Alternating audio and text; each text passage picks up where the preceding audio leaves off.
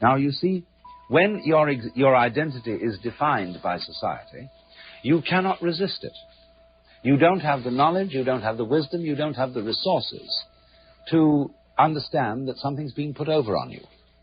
You cannot but help believe the definition of you as a free agent. But you believe yourself to be a free agent as a result of not being free. That is to say, of being hopelessly unable to resist society's identification of you. There's a reason education sucks, and it's the same reason that it will never, ever, ever be fixed. It's never going to get any better. Don't look for it. Be happy with what you got. Because the owners of this country don't want that. I'm talking about the real owners now. The real owners, the big wealthy business interests that control things and make all the important decisions.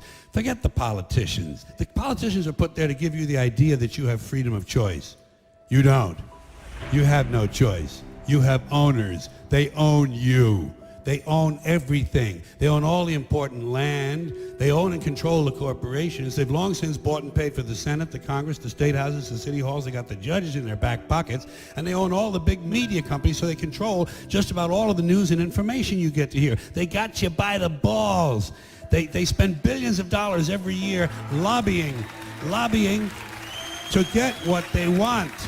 Well, we know what they want. They want more for themselves and less for everybody else. But I'll tell you what they don't want. They don't want a population of citizens capable of critical thinking. They don't want well-informed, well-educated people capable of critical thinking. They're not interested in that. That doesn't help them.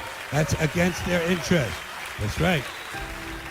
They don't want people who are smart enough to sit around the kitchen table to figure out how badly they're getting fucked by a system that threw them overboard 30 fucking years ago.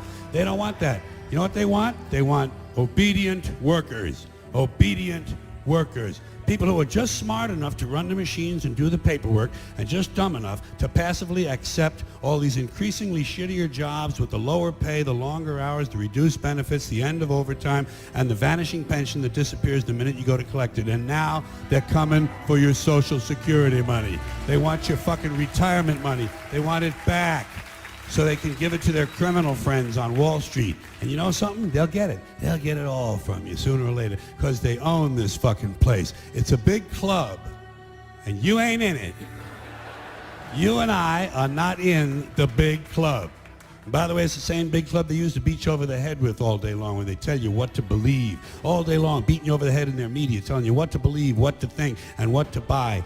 The table is tilted, folks. The game is rigged. And nobody seems to notice.